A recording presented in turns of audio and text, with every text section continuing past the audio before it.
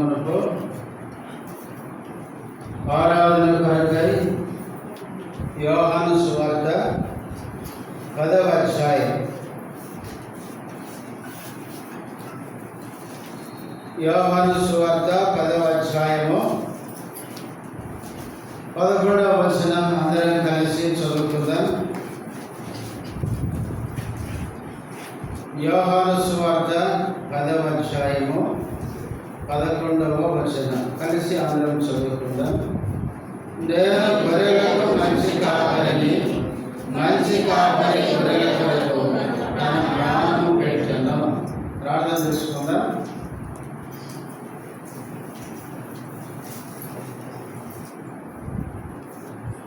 ప్రేమ కలిగిన మా తండ్రి, పరిశుద్ధుడమైన దేవ, యేసుక్రీస్తు నామములో వందనములు స్తోత్రాలు చెల్లిస్తున్నాం. ఇంతవరకు పాటల ద్వారా నేను మహిమపరచడానికి సహాయపడుతూ వచ్చినందుకు స్తోత్రాలు. ఆరాధన వర్తమానంలో ప్రవేశించిన మనకు ప్రభువా, నీ సింహాసనం నుంచి నీ మెల్లనైన స్వరాన్ని మాకు వినిపించండి.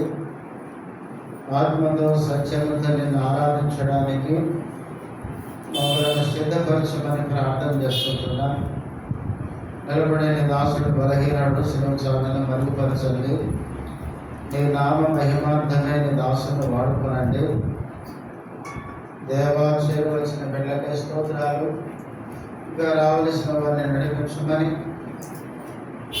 మమ్మల్ని అందరినీ మీ చేతులకు అప్పగించుకుంటూ కనబడని సైతానందగారి శక్తులను యేసు నామములో దూరపరుచుమని యేసుక్రీస్తు నామములో స్తుతించి ప్రార్థిస్తున్నాము తండ్రి. ఆమేన్.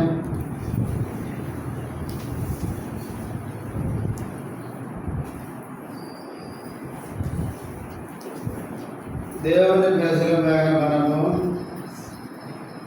దేవుని సన్నిధికి వచ్చి మన దేవుని ఆరాధించే ఈ విషయం ఎంతో శ్రేష్టమైనది. ఆరాధన అన్నిటికంటే చాలా విలువైనది, దేవునికి ఎంతో ప్రీతికరమైనది. కాబట్టి మనం ప్రభువును ఆరాధించడం కొరకై మనం చదువుకున్న ఈ వచనంలో నుండి కొన్ని సంగతులు మనం జ్ఞాపకం చేసుకొని మన ప్రభువును స్తుతించి ఆరాధిద్దాం. యోహాను సువార్త 10వ అధ్యాయంలో 1 నుంచి 18వ వచనం వరకు యేసుక్రీస్తు కాపరి గురించి, గొర్రెలను గురించిన సాదృశ్యాన్ని ఇక్కడ ఆయన తెలియజేస్తూ వచ్చినాడు. 10వ అధ్యాయం అనేది 9వ అధ్యాయం యొక్క కొనసాగింపే అని మనం గుర్తుపెట్టుకోవాలి. 9వ అధ్యాయంలో యేసుక్రీస్తు పుట్టి గుడ్డివాడిని స్వస్థపరిచినాడు. స్వస్థపరిచిన దినం ఏదంటే విశ్రాంతి దినం. అందుకై శాస్త్రంలో పరిచయం ఆ గుడ్డివాడి దగ్గరకు వచ్చి, నువ్వు గుడ్డివాడిగా పుట్టావు కదా, నీ కళ్ళెట్లు వచ్చినాయి అని అడుగుతున్నారు. వాడన్నాడు, ఎవరో ఒక ఆయన నేల మీద ఉమ్మేసి ఆ మట్టి తీసుకొని నా కళ్ళకు పూసి సిలోయామును కోనేటికి వెళ్ళి కడుక్కోమని చెప్పినాడు. ఆయన చెప్పినట్లు చేశాను, నాకేం వచ్చినాయి, చూపు వచ్చింది అని చెప్పినాడు. తర్వాత వాళ్ళు అన్నారు, ఎవరు ఆయన, ఏమో నాకు తెలియదు అని చెప్పినాడు. కాబట్టి 9వ అధ్యాయంలో విశ్రాంతి దినాన గుడ్డివాడిని స్వస్థపరిచినందుకు ఆ గుడ్డివాడిని వారి సమాజంలో నుంచి వెలివేశారు.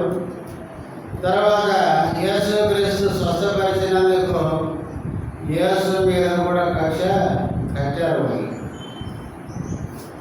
అప్పుడు యేసు ప్రభు అన్నాడు, చివరిలో చూడండి 9వ అధ్యాయము 39వ వచనం.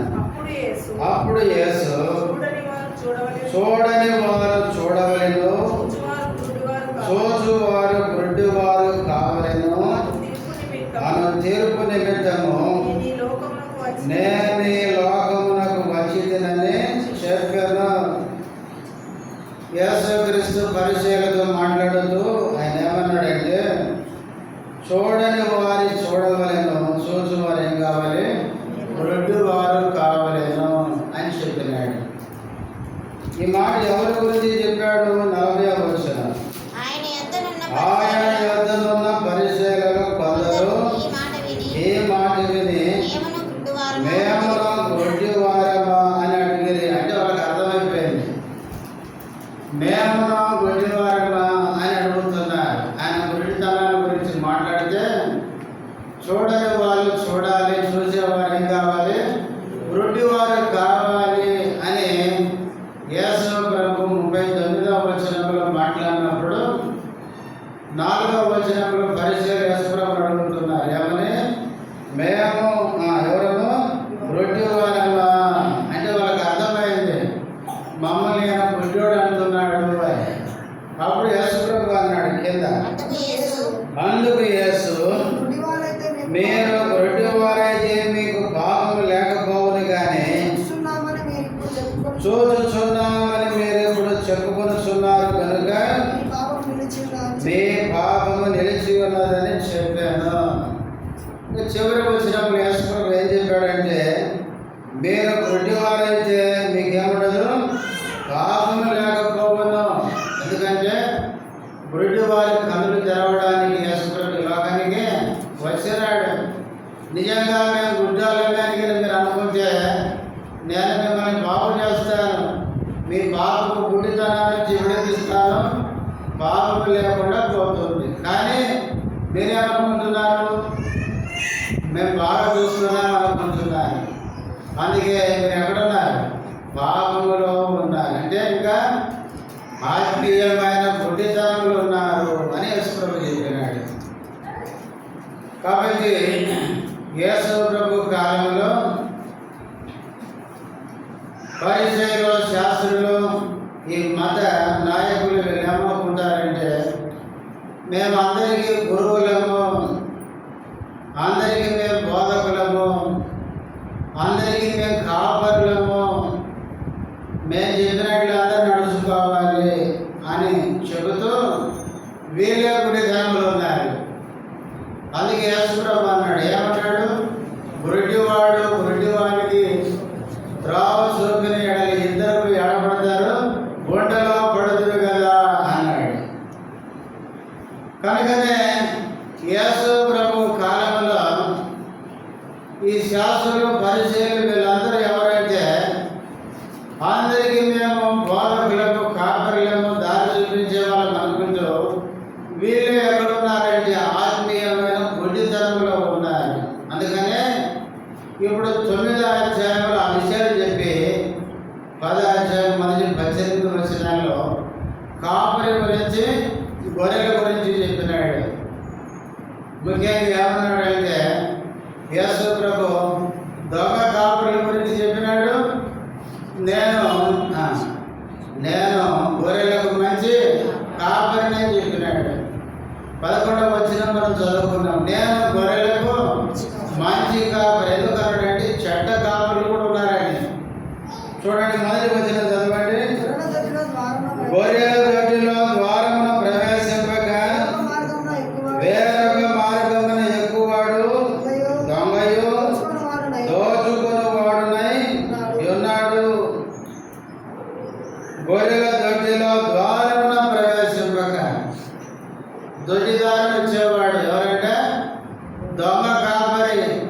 మొదటి వచనంలో దొంగ కాపరి గురించి మాట్లాడుతున్నాడు. ఇప్పుడు 8వ వచనం, గొర్రెల పోవు ద్వారమును నేనే, నాకు ముందు వచ్చిన వారందరూ దొంగలను దోచుకుని వారినై ఉన్నారు. చాలయ్య. 8వ వచనంలో కూడా నాకు ముందు వచ్చిన వారందరూ ఎవరు? వాళ్ళు దొంగలు, దొంగ కాపరి చెప్పినాడు. యేసు క్రీస్తుకు ముందు వచ్చిన వీళ్ళే ఎవరు? శాస్త్రులు, పరిచయాలు. ఇంకా అంతకుముందు పాత నిబంధనకి పోతే పాత నిబంధనలో ఉన్న కాపరులందరూ కూడా దొంగలే. ఇశ్రాయేలు ప్రజలని, ఈ గొర్రెలను ఏం చేశారు? వాళ్ళు దారి తప్పించిన వాళ్ళే. చూడండి యెషయా గ్రంథం 56వ అధ్యాయం. యెషయా గ్రంథం 56వ అధ్యాయము 10-11 వచనాలు. వారి కాపరులు గుడ్డివారు, వారందరూ తెలివిలేని వారు, వారందరూ మూగ కుక్కలు, మొరకలేరు, కలవరించు పండుగలు వారు, నిద్రాసక్తులు, కుక్కలు తిండికి ఆశపడను, ఎంత తినను వాటికి తృప్తి లేదు. ఈ కాపరులు అట్టివారే, వారు దేనిని వివేచింపజాలరు, వారందరూ తమకు ఇష్టమైన మార్గమున పోవుదురు, ఒకడు తప్పకుండా అందరూ స్వప్రయోజనమే విచారించుకుందరు. ఇక్కడ ఇశ్రాయేలు కాపరుల గురించి మాట్లాడుతూ వారి కాపరులు గుడ్డివారు అన్నాడు. వాళ్ళకి ఏమి లేదు, తెలివి లేదు అన్నాడు. వాళ్ళు ఎలాంటి వాళ్ళంటే కుక్కలు తిన్నట్లుగా తృప్తి లేకుండా తిండి కోసం, స్వప్రయోజనం కోసం విచారించేవారు అని ఇక్కడ దేవుడు రాయించున్నాడు. అంతేకాదు ఇర్మియా గ్రంథం 23వ అధ్యాయం. ఇర్మియా గ్రంథం 23వ అధ్యాయం మొదటి నుంచి. యెహోవా వాక్కు ఇదే, నా మందలో చేరిన గొర్రెలను నశింపజేయచ్చు, చెదరగొట్టు కాపరులకు శ్రమ. ఇశ్రాయేలు దేవుడైన యెహోవా తన జనులను మేపు కాపరులను గూర్చి ఈలాగున సెలవిచ్చుచున్నాడు, మీరు నా గొర్రెలను గూర్చి విచారణ చేయక నేను మేపుచున్న గొర్రెలను చెదరగొట్టి పారదోలితివి. ఇదిగో మీ దుష్క్రియలను బట్టి మిమ్మల్ని శిక్షింపబోతున్నాను. ఇర్మియా కాలంలో కూడా ఇశ్రాయేలు కాపరులు అంటే ఆనాడు ఉన్న పెద్దలు అన్నమాట. ఇశ్రాయేలు నడిపించే యాజకులు, ప్రవక్తలు, రాజులు, వారే ఇశ్రాయేలు ప్రజల్ని కాపాడవలసిన వారు, నడిపించవలసిన వారు. వారే ఎక్కడికి గొర్రెల గురించి విచారణ చేయరు. వారే గొర్రెలు ఏం చేస్తున్నారు? పారదోలుతున్నారు, చెదరగొట్టుతున్నారండి.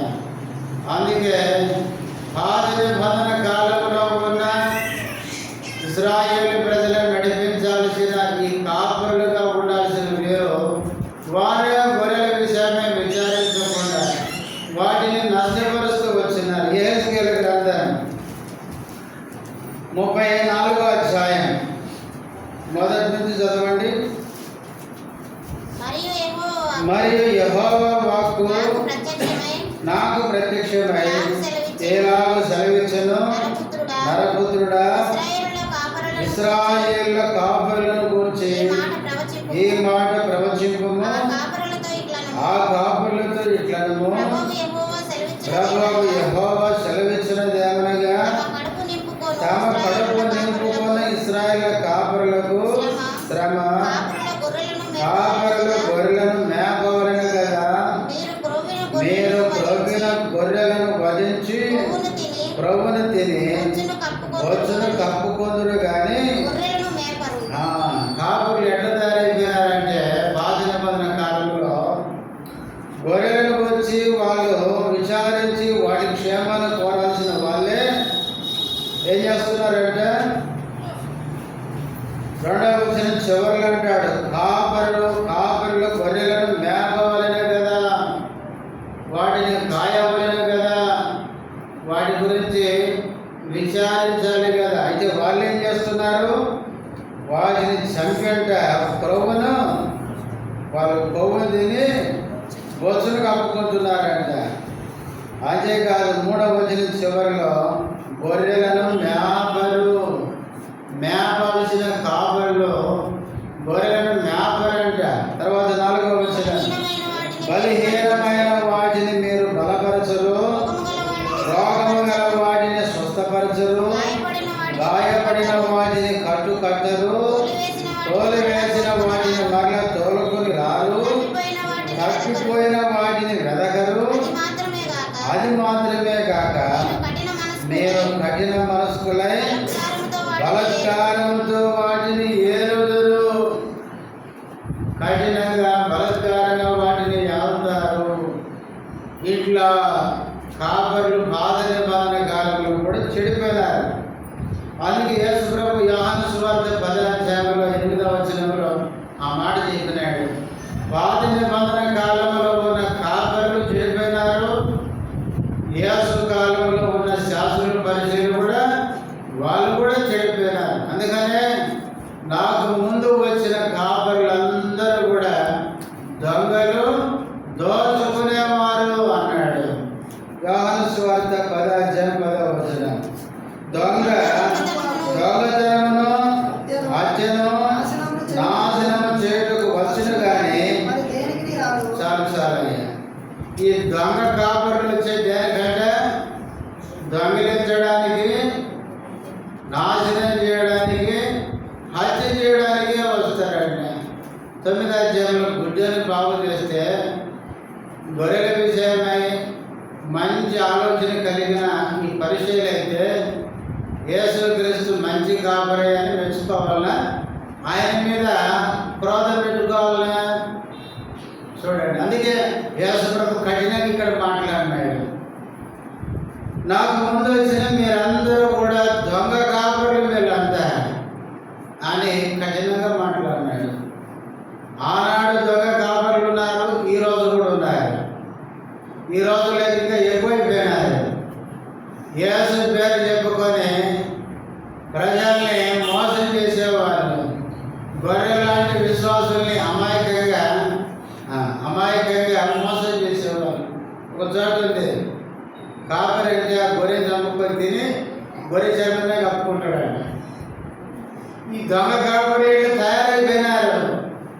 కాబట్టి ప్రియులారా, ఈ చివరి దినాలు మనం చాలా జాగ్రత్తగా ఉండాలి.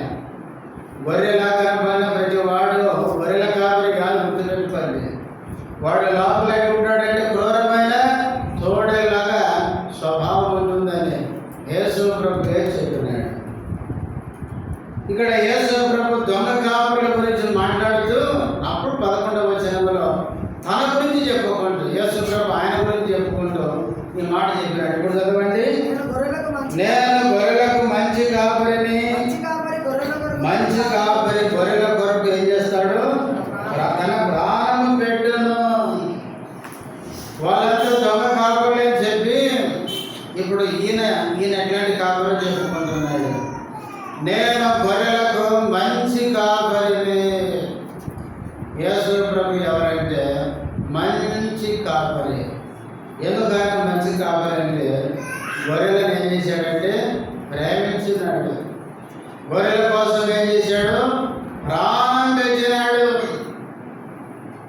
ప్రాణం పెంచేవాని కంటే ఎక్కువ ప్రేమ ఎవరుకుంటే చెప్పండి. చూడండి యోహాను సువార్త, ఇదే యోహాను సువార్త 15వ అధ్యాయం 13వ వచనం. తన స్నేహితుల కొరకు తన ప్రాణం పెట్టువాని కంటే ఎక్కువైన ప్రేమ గలవాడెవడును లేడు.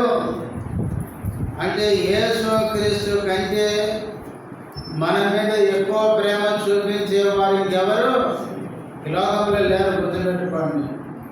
యేసుక్రీస్తు ఎంత ప్రేమించాడంటే ఆయన ప్రాణము కంటే నిన్ను నన్ను ఎక్కువగా ప్రేమించినాడు.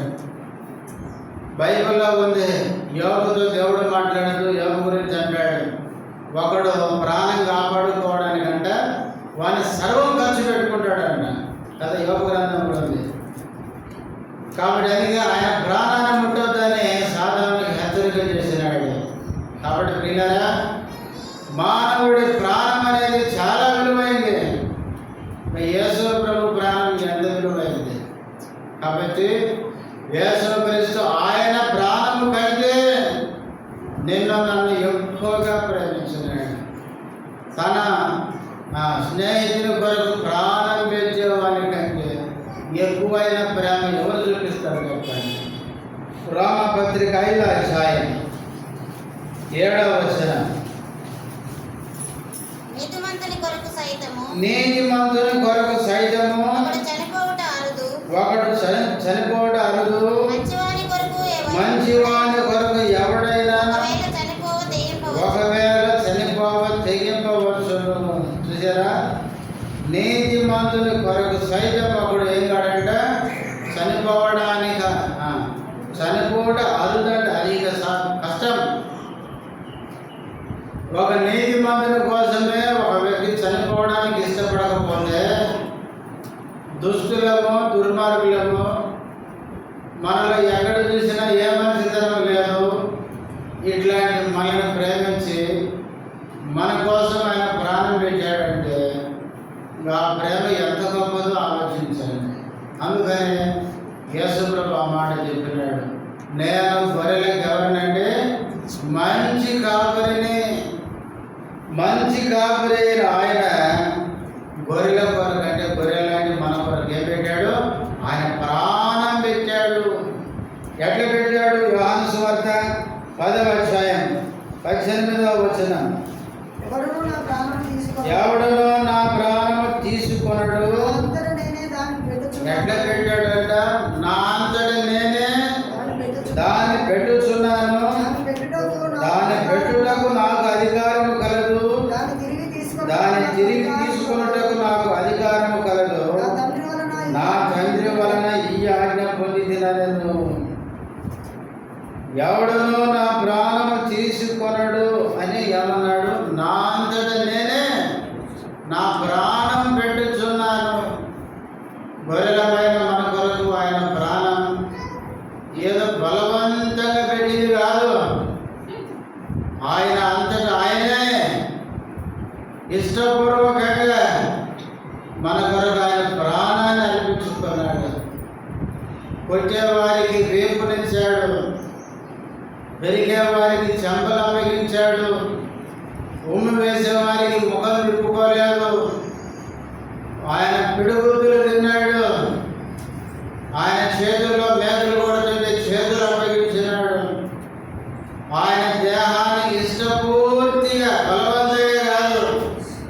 ప్రియారా, యేసుక్రీస్తు శిలువలో ప్రాణం పెట్టకూడదు అని అనుకుంటే ఆయన్ని ఎవరు సిలువ వేయలేరు. మనకు తెలుసు, ఇదే యోహాను సువార్త 18వ అధ్యాయం పోతే యేసు గెత్సేమనే తోటలో ఉండగా ఇస్కరియోతు యోధా సైనికులను తీసుకొని వచ్చినాడు. కత్తులు అక్కడ బైబిల్లో ఉంది, పీవిటీలు ఆయుధాలతో వచ్చారంట. అప్పుడు యేసు ప్రభువే వాళ్ళ దగ్గరికి వెళ్ళి అడిగినాడు, ఏమని, మీరు ఎవరిని వెతుకుతున్నారు? వాస్తవంగా యేసుక్రీస్తు దేవుడు కనుక అసలు జరిగేటి జరగబోయేటి అన్నీ ఆయన ముందే తెలుసు. యేసుక్రీస్తుకి యోధ వాళ్ళని పట్టుకుని వస్తున్నాడని తెలుసు. ఒకవేళ తప్పించుకొని పోవాలనుకుంటే అసలు ఇంకొక విషయం ఏంటంటే వాళ్ళ ముందు నిలబడి కూడా మాయం కావచ్చు, కాలేడా? కాబట్టి అంత గొప్ప దేవుడు యేసు ప్రభు. కానీ ప్రియారా, ఆయనే వాళ్ళ దగ్గరికి వెళ్ళి ఎవరిని వెతుకుతున్నారు మీరు? అప్పుడు వాళ్ళు అన్నారు, నజరేయుడైన యేసు. అప్పుడు యేసు ప్రభు అన్నాడు, నేనే ఆయన అన్నాడు. అంటే దాన్ని బట్టి మనకు అర్థమయ్యేది, ప్రియులారా, తను తాను ఇష్టపూర్తిగా అప్పగించుకుంటున్నాడు. ప్రియులారా, తను తానే అప్పగించుకుంటున్నాడు ఇష్టపడి. ఎప్పుడైతే యేసు ప్రభు నేనే అన్నాడో ఆ వచ్చిన వాళ్ళందరూ ఏమన్నారు, వెనక్కి తగ్గి ముందుకు పడ్డారంట. ఇంకా పట్టుకునేది అక్కడ మరలా వాళ్ళని లేపి కూడా యేసు ప్రభువే వాళ్ళని లేపి మళ్ళీ అడిగినాడు, ఎవరి కోసం వచ్చారని. వాస్తవంగా తప్పించుకునేటోడు అయితే పడిపోగానే ఏమంటాడు, నేను పారిపోనంత వరకు వీళ్ళు ఇట్లే ఉండు కాక వెళ్ళిపోతే అంతే, వాళ్ళు అట్లే ఉండిపోతారు. ఇంకొక సేవకుడు అన్నాడు ఒకసారి, ఆ సందర్భాన్ని గురించి బోధిస్తూ ఒక సందర్భంలో ఒక సేవకుడు ఏమన్నాడంటే, మీరు ఇట్లే ఉండరు కాకంటే వాళ్ళు ఇంటికి కూడా పోరంట. వాళ్ళ ఇంటికి పోయే పరిస్థితి కూడా లేదంటే, అంత శక్తివంతుడు యేసుప్రభు. అయితే యేసుప్రభు పడిపోయిన వాళ్ళని ఆయనే లేపి మళ్ళీ అడిగినాడంట, చెప్పండి ఇప్పుడు చెప్పండి ఎవరి కోసం వచ్చారు అంటే మళ్ళీ అదే మాట అన్నాడంట. అనేసరికి ఆయన నేనేం చెప్పి తను తాను ఇష్టపూర్వకంగా అప్పగించుకున్నాడు. కనుక ప్రియులారా, గొర్రెలమైన మన కొరకు ఆ మంచి కాపరి తనను తానే ఇష్టపూర్వకంగా అప్పగించుకున్న ఆ ప్రేమ కలిగిన మన మంచి కాపరిని మనం ఏం చేయాలంటే స్తుతించి ఆరాధించాలి. ఎందుకు అప్పగించుకున్నాడు చూడండి. యోహాను సువార్త 10వ అధ్యాయం 10వ వచనం మధ్యలో నుంచి చదవండి. గొర్రెలకు జీవము కలుగుటకును అది సమృద్ధిగా కలుగుటకును నేను వచ్చి తినని మీతో నిశ్చయముగా చెప్పుచున్నాను. ఆయన ఎందుకు తన ప్రాణాన్ని తనంతట తానే పెట్టాడంటే గొర్రెలకు ఏమి ఇవ్వడానికి? జీవం ఇచ్చేదానికి, అది సమృద్ధిగా ఇచ్చేదానికి ఆయన ప్రాణం పెట్టాడు. ప్రియులారా, యేసుక్రీస్తు తనంతట తానే మంచి కాపరిగా నీ కొరకు నా కొరకు ప్రాణం పెట్టింది. ఎందుకంటే గొర్రెలమైన మనకి ఏమి ఇవ్వడానికి? జీవం ఇచ్చుటకు. అంటే జీవం ఇచ్చేదానికి ప్రాణం పెట్టాడంటే ఈ గొర్రెలకు ఏం లేదు? జీవం లేదు. అందుకే యేసుప్రభు అన్నాడు, శిష్యులు పంపించేటప్పుడు ఎక్కడికి పోతారు మీరు ఫస్ట్ చెప్పండి, ఎక్కడికి పోతారు? నశించిన గొర్రెల యొద్దకి అన్నాడు. చూడండి 10వ అధ్యాయం మత్తయి సువార్త 10వ అధ్యాయం 6వ వచనం.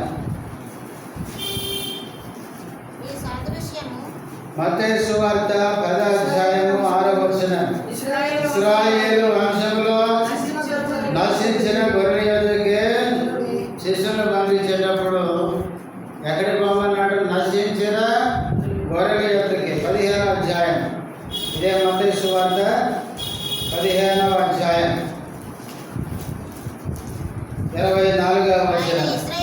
ఆయన ఇశ్రాయేలు ఇంటి వారై నశించిన గొర్రెల యొద్దకే కానీ మరి ఎవరి యొద్దకు నేను పంపబడలేదనను. ఏ గొర్రెలు అంటే? నశించిన గొర్రెలు. నశించడం అంటే చచ్చిన గొర్రెలు. నశించడం అంటే నాశనానికి సిద్ధంగా ఉన్న గొర్రెలు. నీవు నేను ఎఫెసీ 2:1 ప్రకారం అపరాధముల చేత పాపముల చేత చచ్చిపోయాం, నశించిపోయాం. మనము ఆత్మీయంగా చచ్చిపోయి నరకానికి సిద్ధంగా ఉన్న గొర్రెలను. ఇట్లాంటి నశించిపోయే గొర్రెలమైన మనలను రక్షించి మనకు సమృద్ధిగా జీవం ఇవ్వడానికి ఆయన తన ప్రాణాన్ని పెట్టినాడు. ప్రియులారా, మన మంచి కాపరి నశించిపోయిన గొర్రెలపైన మనల్ని ప్రేమించి మనకు జీవం ఇచ్చేదానికి, సమృద్ధిగా ఇచ్చేదానికి తన జీవాన్ని, తన ప్రాణాన్ని మన కోసం పెట్టాడు. కనుక ఆ మంచి కాపరిని మనం ఏం చేయాలి? స్తుతించాలి. తర్వాత యోహాను సువార్త 10వ అధ్యాయం 3వ వచనం. అతని ద్వారపాలకుడు తలుపు తీయను, గొర్రెలు అతని స్వరము వినను. అతడు తన సొంత గొర్రెలను పేరు పెట్టి పిలిచి వాటిని వెలుపలికి నడిపించును. రెండవది, మంచి కాపరి గొర్రెలను ప్రేమించి ప్రారంభించి జీవం ఇవ్వడమే కాదు, ఆ గొర్రెలను పేరు పెట్టి ఏం చేస్తాడంట? వెలుపలికి నడిపించును. నడిపించే కాపరిన మన కాపరి ఎవరంటే మనల్ని నడిపించేవాడు. మన రక్షించిన దినం మొదలుకొని ఆయన మనకు తోడుగా ఉండి ప్రతి దినం ఏం చేస్తున్నాడు? మనల్ని నడిపిస్తున్నాడు. ఎట్లా నడిపిస్తున్నాడు? యెషయా గ్రంథం 40వ అధ్యాయం. యెషయా గ్రంథం 40వ అధ్యాయం 11వ వచనం. గొర్రెల కాపరి వలె ఆయన తన మందను మేపును. తన బాహువుతో గొర్రె పిల్లను కూర్చి రొమ్మున ఆనించుకొని మోయను. పాలించు వాటిని ఆయన మెల్లగా నడిపించును. ఎంత మంచి కాపరి ఆయన! పిల్లలేమో రొమ్మును ఆడించుకొని మోస్తాడంట, పాలిచ్చే వాటినేమో మెల్లగా నడిపిస్తాడంట. ఎంతకాలం నడిపిస్తాడు? ఇదే యెషయా గ్రంథం 58వ అధ్యాయం. యెషయా గ్రంథం 58వ అధ్యాయం 11వ వచనం. యెహోవా నిన్ను నిత్యము నడిపించును, క్షామకాలమున ఆయన నిన్ను తృప్తిపరిచి నీ ఎముకలను బలపరచును. నీవు నీరు కట్టిన తోట వలెను, ఎప్పుడునూ ఒప్పుచుండు నీటి ఓడ వలెను ఉండెదవు. ఎంతకాలం నడిపిస్తాడంట? యెహోవా నిన్ను నిత్యము నడిపించును. మన దేవుడు మన కాపరి, ఎల్లప్పుడూ మనం నడిపిస్తాడు. తర్వాత అంతేకాదు, యోహాను సువార్త 10వ అధ్యాయం చివరికి మాట చదువుకొని ఆరాధనలోకి వెళ్తాడు. 4వ వచనం. మరియు అతడు తన సొంత గొర్రెలన్నిటినీ వెలుపలికి నడిపించినప్పుడల్లా సంసారయ్య వాటికి ముందుగా నడుచు. గొర్రెలు నడిపించేటప్పుడు కాపరి ఎక్కడ నడుస్తాడంట? ముందుగా నడుస్తాడంట. గొర్రెల కాపరి ఎప్పుడు ఎక్కడ పోతాడండి? ముందే పోతాడు కదా. మనం చూస్తాం, గొర్రెల కాపరి ఈ మీద కట్టె పెట్టుకొని ఒక సంచి భుజాన్ని ఇడుచుకొని ఒక సిగ్నల్ ఇచ్చుకుంటా కాపరి ఏం చేస్తాడు? ముందు వెళ్ళిపోతూ ఉంటాడు. గొర్రెలన్నీ కాపరిని ఏం చేస్తాయి? వెంబడిస్తూ ఉంటాయి. గొర్రెల కాపరి ఎప్పుడు ముందే ఉంటాడు. బర్రెల కాపరి ముందడకూడదు. బర్రెల కాపరి ఎక్కడ ఉండాలంటే వెనక ఉండాలి. పొరపాటున బర్రెలకు ముందుంటే మాకంటే నువ్వెందుకు ముందున్నావు వేసి ముందుంటే వెనక్కేసేస్తాయి. అందుకే బర్రెల కాపరి ఎప్పుడు వెనక ఉంటాడు. గాడిదల కాపరి వెనక ఉండద్దు, ముందుండద్దు. ముందున్న ప్రమాదం, వెనకున్న ప్రమాదం. గాడికి ఎప్పుడు ఏమైతుందో తెలియదు. తిక్క రేగిందంటే ముందు పక్కన ఒక్కసారి ఊహలు అవుతుంది. అందుకే గాడిద చూడండి, అది ఉన్నట్టే ఉంటుంది. ఎందుకు ఉరుకుతుంటుందో తెలియదు. బజార్ ఒకే ఊరి మీద ఉరుకుతుంటుంది. ఊరిని నవ్వుతుందో కూడా తెలియదు. అందుకే గాడిదల కాపరి ఎక్కడ ఉంటాడంటే ముందు ఎప్పుడు ఉంటాడు. కొన్ని వెనకుంటాడంటే వెనక కూడా ఉంటాడు. ఎందుకు ఇక వెనకొని పొరపాటు వెనక్కి చేయి పెట్టామంటే వెనక వేసి ఒక్క దెబ్బేస్తుంది అన్నమాట. అందుకనే గాడిదల కాపరి సైడ్ ఉండడం అది తెలుసు. ముందున్న ప్రమాదమే, వెనకున్న ప్రమాదమే. అందుకనే యేసుక్రీస్తు గొర్రెల కాపరి అయిన మన ప్రభు ఆయన ముందు నడుస్తాడు. ముందుండి నడిపించడం అంటే పిల్లరా ఆయన మనకు ముందుగా వెళ్తూ ఆయన మార్గంలో మనల్ని చక్కగా నడిపిస్తాడు. గొర్రెల కాపరి అయిన క్రీస్తు మనకు ముందుగా ఉండి నడిపించేవాడు.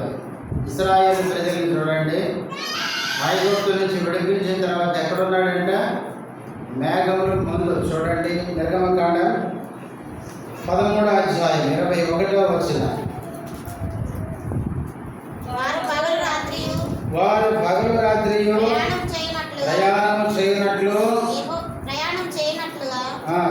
యెహోవా త్రోవలో వారిని నడిపించుటకై పగటి వేళ మేఘస్తంభములను వారికి వెలిగించుటకు రాత్రి వేళ అగ్నిస్తంభములో ఉండి ఇశ్రాయేలు ప్రజల్ని నడిపించేటప్పుడు దేవుడు ఎక్కడున్నాడంటే ముందుండి నడిపిస్తున్నాడు. ముందుండి ఏం చేస్తాడు? యెషయా గ్రంథం 45వ అధ్యాయం. యెషయా గ్రంథం 45వ అధ్యాయం 2వ వచనం. నేను నీకు ముందుగా పోవచ్చు, మెట్టగానున్న స్థలములను సరళము చేసేదను, ఇత్తడి తలుపులను పగలగొట్టేదను, ఇనప గడియలను విడగొట్టేదను. దేవుడు ముందుగా పోవచ్చు, మార్గం ఏం చేస్తాడంట? సరళం చేస్తాడు. ఇశ్రాయేలు ప్రజల్ని నడిపించేటప్పుడు ముందుగా ఉండి, అది మామూలు రోడ్డు కాదు, అరణ్య ప్రదేశం కాబట్టి వెలిగించుకుంటూ మార్గంలో చక్కగా నడిపిస్తున్నాడు. అందుకే 107వ కీర్తనలో కీర్తనగా రాస్తాడు,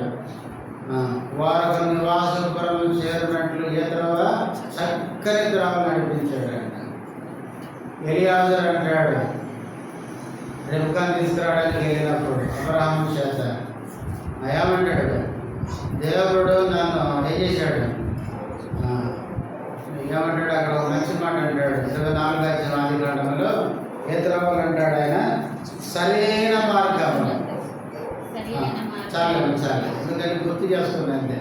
దేవుడు వాళ్ళని చక్కని త్రోవలో సరైన మార్గంలో ఆయన నడిపించే దేవుడు. కాబట్టి మన దేవుడు మనకు ముందుగా నడుస్తూ మార్గం సరళం చేస్తూ మన ఆత్మీయ జీవితంలో మనల్ని నడిపిస్తాడు. ఇంకొక విషయం ఏంటంటే, మన దేవుడు మనకు ముందుగా నడుస్తూ మనల్ని ఎప్పుడు మార్గం మధ్యలో విడిచిపెడతాడండి. ఆయన ఎప్పుడు విడిచిపెట్టాడు. ఒకవేళ మనమన్నా విడిచిపెట్టేస్తామేమో. ఇశ్రాయేలు ప్రజల్లాగే కదా, మధ్యలో ఏం చేశారు, ఏమన్నారు, మాకు కణాలొద్దు నువ్వద్దు అని మోసం ధృవీకరించారంటే దేవుడు కూడా వద్దనంటే కదా. ఇంకా మా దాన్ని మళ్ళీ నేను పోతామని కొత్త నాయకులు అనుకున్నారంటే. కాబట్టి చాలాసార్లు మనమైనా దేవుడిని విడిచిపెడుతున్నామో కానీ దేవుడు మాత్రం మనల్ని విడిచిపెట్టాడు. మన కాపురి మనను విడిచిపెట్టాడు. మనం నిత్యత్వం చేరుకునేంత వరకు ఆయన మనకు ముందుండి మనల్ని క్షేమంగా నడిపించే దేవుడు. మనం వెళ్ళి చెప్పుకున్నాం 3 విషయాలు చెప్పాను. ఒకటి, మన ప్రభు మంచి కాపరి ఏం చేశాడు, మన కోసం ప్రాణం పెట్టాడు, ఎందుకంటే మనకు జీవం ఇవ్వడానికి. రెండవది, ఆ కాపరి మనను నడిపించే కాపరి, మనల్ని ఆత్మీయ జీవితంలో మనల్ని నడిపిస్తూ ఉంటాడు. తర్వాత మూడవది, నడిపించే ఆ కాపరి మనకు ముందుండి నడిపిస్తాడు, చక్కగా నడిపిస్తాడు. మన ఆత్మీయ జీవితంలో దినదినము మనం ఎలా నడుచుకోవాలో మనతో ఉండి నడిపించే కాపరి. కాబట్టి అంత మంచి కాపరి మనకు తోడుగా ఉంటుంది. ఇంతవరకు మనం నడిపించినందుకు ఆ కాపరిని హృదయమాలు స్తుతించి ఆరాధిద్దాం. అందరం లేచి నిలబడి చిన్న పాట పాడుకుందాం.